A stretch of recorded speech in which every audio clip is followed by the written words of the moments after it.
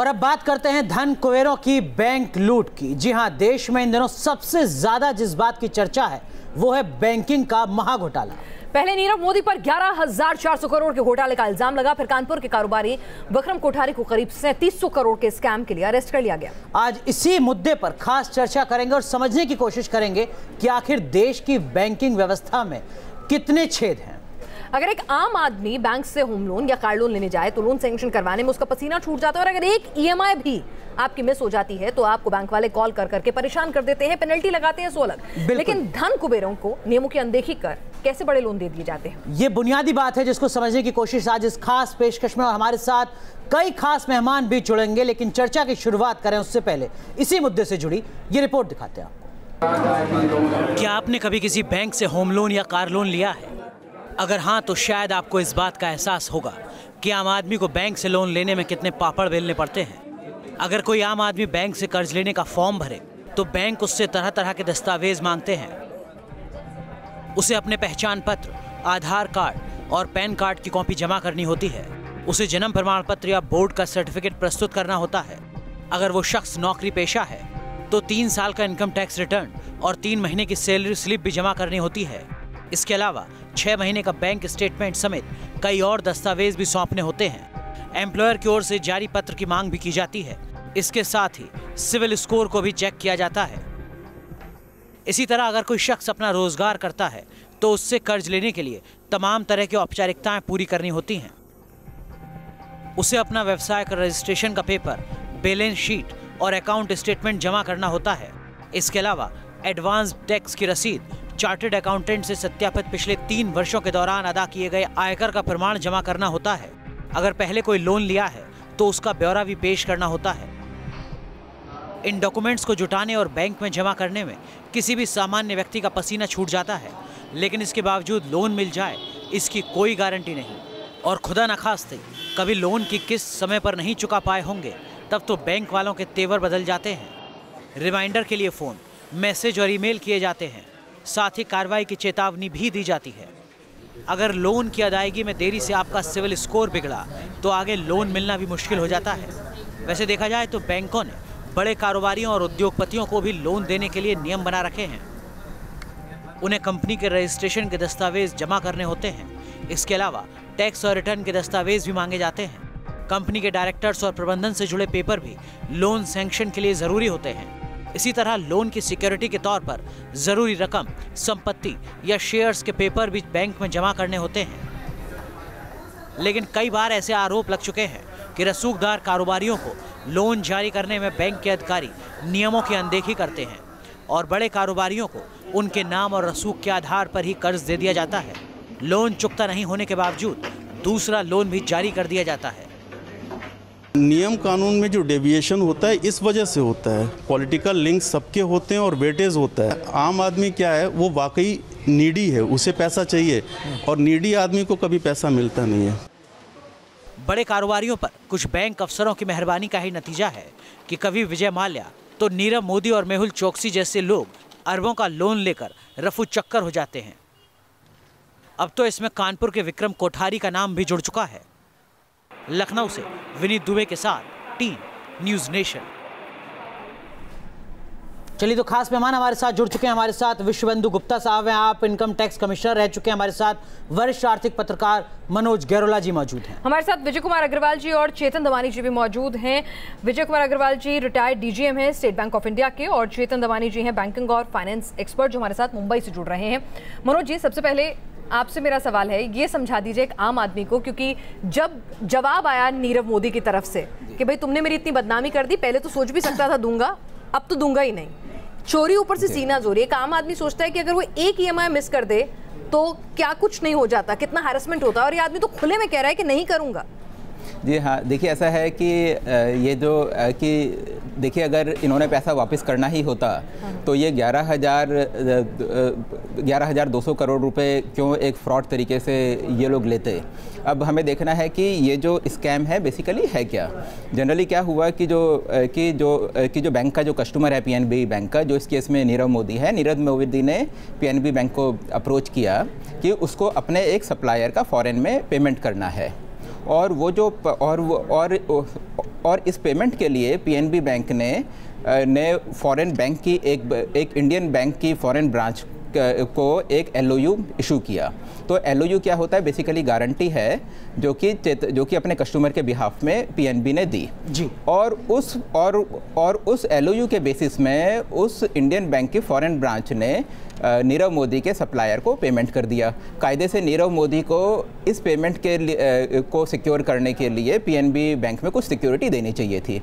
इस केस में वो सिक्योरिटी नहीं दी और ना ही नीरव मोदी ने बैंक का जो पैसा वापस करना था वो पैसा वापस किया। अब ऐसा कैसे हुआ? पीएनबी का कहना ये है कि ये इसलिए हुआ क्योंकि बैंक के कुछ कर्मचारी नीरव मोदी के साथ मौजूद थे और उन्होंने एक फर्जी तरीके से करा जो कि बैंक के कोर सिस्टम में ये बात आई नहीं पाई। लेकिन एक सवाल और मेरा जी ये है कि आरबीआई डेली ऑडिट करता है बैंक्स का जी। तो फिर अगर सिर्फ और सिर्फ पीएनबी के कर्मचारी ही शामिल थे तो आरबीआई के डेली ऑडिट में, रियल टाइम ऑडिट में क्यों नहीं सामने आएगी? जी हाँ, देखिए इसमें दो इशू बहुत महत्वपूर्ण है। एक तो ये जो स्विफ्ट मैसेजिंग सिस्टम है जिसके जरिए एक बैंक दूसरे बैंक को कम्युनिकेट करता है, वो स्विफ्ट मैसेजिंग सिस्टम का इंटीग्रेशन कोर बैंकिंग सिस्टम के साथ होना चाहिए था ताकि जो भी एक्टिविटी या मैसेज बाहर जाता है वो इसमें होना चाहिए था। दूसरी बात यह है कि जब पेमेंट होता है बाहर सप्लायर को तो वो पीएनबी के ही नोस्ट्रू अकाउंट के थ्रू हुआ है, तो इसीलिए पीएनबी के दूसरे अकाउंट में तो वो पेमेंट कम से कम आया है। तो ये ऑडिटर की बहुत बड़ी गलती है। और किस तरीके से आप देखते हैं इसको? और सिर्फ पीएनबी के कुछ अधिकारियों के मिल जाने के बाद क्या ये भूल जाएं कि आरबीआई की कोई भूमिका नहीं हो सकती है? सालाना ऑडिट में किन बातों का जिक्र होता होगा? जो बैंक बोर्ड की बात की जा रही थी बैंकिंग सिस्टम में सुधार के लिए, वो क्या कर रहा था? इस तरीके के जो तमाम संस्थान हैं, क्या सवाल उनसे नहीं पूछा जाना चाहिए? आप ये सवाल मुझसे पूछ रहे हैं जी। ऐसा है, जब ये लोगों के पास किस कंट्रीज के पासपोर्ट हैं, सबसे बड़ी बात तो ये जाननी पड़ेगी। इन लोगों के पास किसी ऐसे कंट्री के पासपोर्ट हैं जिससे भारत की एक्सट्रेडिशन ट्रीटी नहीं है, पहले आप ये समझ लीजिए। और इसलिए इन लोगों को ये पता लगे किस कंट्री के ये सिटीजन बन गए हैं। अभी कल इन्होंने बॉम्बे में प्रॉपर्टियां पकड़ी हैं 900 करोड़ की, जो उन्होंने अपने अपने नाम पे खरीद रखी हैं। तो वो जो 11,400 करोड़ है वो तो कहीं ना कहीं लग चुका है और वो एक बैंक में नहीं, इसको बैंकों में घूम चुका है। वो पैसा कभी हिंदुस्तान में वापस नहीं आएगा जी। दूसरी जो इसमें सबसे बड़ी बात ये है कि ये लोग भी वापस नहीं आएंगे, क्योंकि हमारी हिंदुस्तान की सिर्फ 42 कंट्रीज से ट्रीटी है और बाकी कंट्रीज से कोई ट्रीटी नहीं है। और वो लोग कहेंगे कि हम अपने लोगों को हिंदुस्तान वापस नहीं भेज सकते। विजय माल्या, ललित मोदी, चोकसी, छोटा मोदी, ये सारे ऐसे कंट्रियों के सिटीजन हैं जिससे हिंदुस्तान ये लोग वापस नहीं आ सकते। लेकिन विजय कुमार अग्रवाल साहब, सबसे बड़ी बात एक सवाल आपसे तो भाग गए।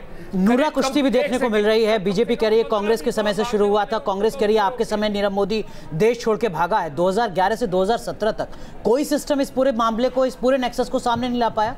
देखिए, बैंक में जो एक इंटरनल ऑडिट होता है, सबसे पहले कंकरेंट ऑडिट होता है, डेली ऑडिट होता है। बैंक में एक ऑडिटर बैठता है, डेली ऑडिट करता है। उसका सबसे पहले जरूरी रोल था कि उसको पकड़ना चाहिए था, क्योंकि सब बैंक की जो मैनेजमेंट है उसकी ईयर्स एंड आइज जो है वो ऑडिट है, वहाँ पर जो ऑडिटर बैठा रखा है।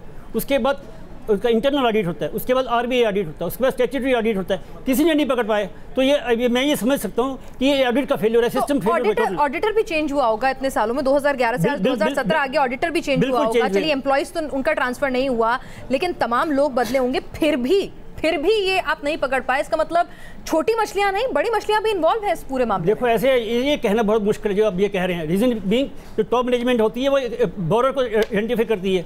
अगर कोई उसने बिना सिस्टम में एंटर किए कोई एलओयू इशू कर दिए, टॉप मैनेजमेंट को बिल्कुल नहीं पता लग सकता इस मामले में। मेरा ये ख्याल में मुझे समझाइए, आप तो खुद स्टेट बैंक ऑफ इंडिया में डीजीएम रहे हैं, आप बैंकिंग सिस्टम को समझते होंगे। एक आम आदमी के तौर पे मुझे समझाइए कि अगर मेरी एक ईएमआई मिस होती है, तुरंत मैसेजेस आने लग जाते हैं, तुरंत बैंक से कॉल आने लग जाते हैं, घर पे एक नोटिस पहुंच जाता है कि भाई आपने और बाद में धमकाया भी जाने लगता है। की जाती है, और अगर कोई आदमी ऐसा करता है तो धमकाया भी जाता है। मेरे कागज घर के उनके पास पड़े रहते हैं। तो क्या ये सब रूल एक आम आदमी के लिए होते हैं, बड़े लोगों के लिए कुछ रूल नहीं है इस देश में बैंकिंग सेक्टर में? हम उससे कंपेयर नहीं कर सकते, क्योंकि जो भी पेमेंट बैंक की टाइम पे होती रही, ये कब टूटा? जब सिस्टम तब टूटा जब उसको पकड़ा गया जी। तब तक तो पेमेंट हो रही थी, किसी को पता नहीं लगेगा, बिल्कुल ही सब पेमेंट हो रही है, एवरीथिंग इज गुड। चेतन दमानी जी, एक चीज आपसे जानने की कोशिश करेंगे। एटीएम से अगर 100 रुपए भी निकालते हैं तो तुरंत एसएमएस के जरिए पता चलता है कि ट्रांजैक्शन हुआ है। एक के बाद एक 200 से ज्यादा एलओयू इस तरीके के जारी किए जाते रहे और अब जाकर 2018 में मामला सामने आ रहा है। क्या ये संभव है? क्या आम आदमी, आम बैंक उपभोक्ता के साथ भी ऐसा हो सकता है? भैया, इसमें सबसे बड़ी गड़बड़ी तो बैंकिंग सिस्टम की है। जैसे अग्रवाल साहब ने भी बताया, आपको पता है बैंक में 5 तरह के ऑडिट होते हैं, 5 तरह के। एक होता है इंटरनल ऑडिट, एक होता है कॉन्करेंट ऑडिट, जो बैंक में रोज कॉन्करेंट ऑडिट बैठा ही होता है, वो रोज के ट्रांजैक्शन चेक करते हैं। उसके बाद चार्टर्ड अकाउंटेंट जो बाहर के होते हैं वो स्टैट्यूटरी ऑडिट करते हैं। उसके बाद reserve bank of India her bank में ऑडिट करती है और उसके बाद एक विजिलेंस ऑडिट होती है। 5 ऑडिट होने के बावजूद ये पकड़ में नहीं आया। मतलब कुछ सिस्टम में कमी है, सिस्टम में गड़बड़ी है। अगर मैं आम बैंक उपभोक्ता हूं तो क्या मुझे भी इस तरीके की कोई राहत मिल सकती है कभी? क्या इस लापरवाही का किसी भी तरीके का फायदा एक आम उपभोक्ता को मिल सकता है कभी? चेतन दमानी साहब। नहीं, आम उपभोक्ता का ऐसा है कि वो नॉर्मली होम लोन या कार लोन या कोई छोटी लोन लेता है तो उसका पावर ब्रांच मैनेजर या रीजनल मैनेजर तक सीमित होता है, या तो ज़्यादा से ज़्यादा डेप्यूटी जनरल मैनेजर करते हैं। बट ये जो बड़ी बड़ी लोन होते हैं कंपनीज की या बड़े बड़े डायमंड के व्यापारी की जो बड़ी लोन होती है, उसका सैंक्शन सिर्फ बैंक का बोर्ड ऑफ डायरेक्टर करता है। और बोर्ड ऑफ डायरेक्टर्स के पास होके तभी सब कंडीशन, बोर्ड ऑफ डायरेक्टर तक तो किसी ने भी हाथ नहीं डाला ना मनोज जी। अगर यहाँ पर देखा बोर्ड ऑफ डायरेक्टर का मतलब राजनीतिक नियुक्तियां भी मनोज गैरोला जी, यहाँ पर तो किसी ने भी हाथ नहीं डाला। वो 2 छोटे असिस्टेंट मैनेजर लेवल के लोगों को आप इसमें कह रहे हैं कि उन्हीं की साठगांठ से हो रहा था सब। नहीं, देखिए ऐसा है कि ये 11,000 करोड़ का मामला है और ऑडिटर का हर लेवल पे फेलियर है ये। तो ये मैं मान नहीं सकता कि इसमें सीनियर मैनेजमेंट या फिर जो टॉप के लोग हैं उनका इन्वॉल्वमेंट ना हो। अगर आप देखें तो इसमें सबसे पहले जो भी एक्शन लेना चाहिए वो सीनियर मैनेजमेंट या बोर्ड ऑफ डायरेक्टर्स है, उनके अगेंस्ट एक्शन होना चाहिए, क्योंकि फेलियर सबसे बड़ा उनका है। अगर उनके अगेंस्ट एक्शन होगा तभी एक सिग्नल बैंकिंग सेक्टर में, बिजनेस में और हर किसी को एक सिग्नल जाएगा कि और आगे से ऐसे फ्रॉड कम होंगे। जी अग्रवाल साहब, मुझे एक चीज़ बताइए कि एक आम आदमी अपना स्टार्टअप भी करना चाहता है तो आप बैंक में जाके सीधा सीधा ये कहते हैं कि गारंटी क्या है, मकान के कागज लाओ, जमीन के कागज लाओ, या कौन तुम्हारा गारंटर बनेगा 1 करोड़ रुपए के लोन के लिए। यहाँ तो हजारों करोड़ का लोन था, तब आप एलओयू दिए, चलिए उसकी जो ट्रांजैक्शन फीस थी वो पेमेंट टाइम से हो रही थी, लेकिन गारंटी तो थी ही नहीं ना, उससे ज्यादा रकम के एलओयू रिलीज कर दिए गए। मैं ये कहना चाहिए एलओयू इशू हुए, आउट ऑफ द सिस्टम हुए, जिसका किसी को पता नहीं था। जी सपोज करो top management out of the system एक आदमी का 1 करोड़ का लोन नहीं सैंक्शन होता है जब तक वो कागज नहीं लेके आता है स्टार्टअप के लिए। कोर बैंकिंग में एंटर नहीं हुआ कहीं भी, किसी को पता ही नहीं कि ये एलओयू इशू है। कितना बड़ा नेक्सस है, क्यों नहीं हुए? क्योंकि जो 3 ऑफिसर्स थे उन्होंने एंटर ही नहीं किया। केवल 3 ऑफिसर 11,000 करोड़ रुपए जारी करवा सकते हैं, खत्म करा सकते हैं। एलओयू इशू किए उन्होंने जो बैंकिंग सेक्टर यानी कि सुरक्षा प्रूफ नहीं है, मेरा पैसा बैंक में सुरक्षित नहीं है। नहीं, देखो ऐसे है, 3 आदमियों का मन करेगा 11,000 करोड़ रुपए लूट के ले जाएंगे। 11,000 करोड़ रुपए साहब, मैं कहता हूँ मेकर भी चेकर और वेरिफिकेशन 3 लोग अगर आप मिल जाएंगे, बिल्कुल सभी टोटली मिल जाएंगे तो क्या होने वाला है वहां पर? 3 लोग, सिर्फ 3 लोग 11,000 करोड़ रुपए का चूना इस देश को लगा सकते हैं। Powers to sign those documents. Manoj Gairola साहब, 11,000 करोड़ रुपए का घोटाला, 15,000 करोड़ रुपए का शेयर में नुकसान और आने वाले दिनों में सरकार के द्वारा इसकी भरपाई, कुल ये नुकसान अर्थव्यवस्था के लिए कितना बड़ा नजर आता है? देखिए ऐसा है कि ये तो मेरे को लगता है कि अगर पीएनबी में ऐसा हुआ है तो यही मॉडस ऑपरेंडी अपनाकर इन्हीं लोगों ने या बाकी लोगों ने दूसरे बैंकों के साथ भी ऐसा ही किया होगा, बाकी डायमंड मर्चेंट्स ने या बाकी लोगों ने ऐसा किया होगा। अब इसमें देखिए सबसे बड़ा फेलियर क्या है कि जो स्विफ्ट मैसेजिंग सिस्टम है जिसके थ्रू कि एक बैंक दूसरे बैंक को कम्युनिकेट करता है,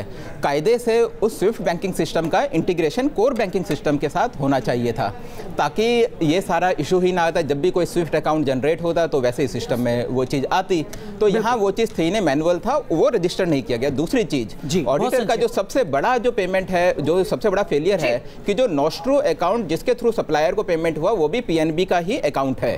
तो कम से कम जो ऑडिटर है, ऑडिटर को इस बात की ये बात देखनी चाहिए थी, कम से कम टैली करना चाहिए था कि इतने बड़े पेमेंट हो रहे हैं। ईज ऑफ डूइंग के दावों के बीच में ईज ऑफ डूइंग स्कैम की स्थिति सामने आती है। अपने लिए foolproof security proof banking system software ही नहीं डेवलप कर पा रहे हैं, तो डिजिटल इकोनॉमी के तमाम दावों के बीच कहां से जाएंगे? और यहां पर यह बात हजम नहीं होती है कि ऑडिटर, आरबीआई की जानकारी और तमाम बड़े लोगों की जानकारी के बिना ये सब मुमकिन था। बहुत बहुत शुक्रिया आप सभी मेहमानों का जुड़ने के लिए और इस जरूरी मुद्दे पर अपना अनुभव साझा करने के लिए। यहाँ रुक रहे हैं कुछ देर के लिए, तुरंत हाजिर होते हैं।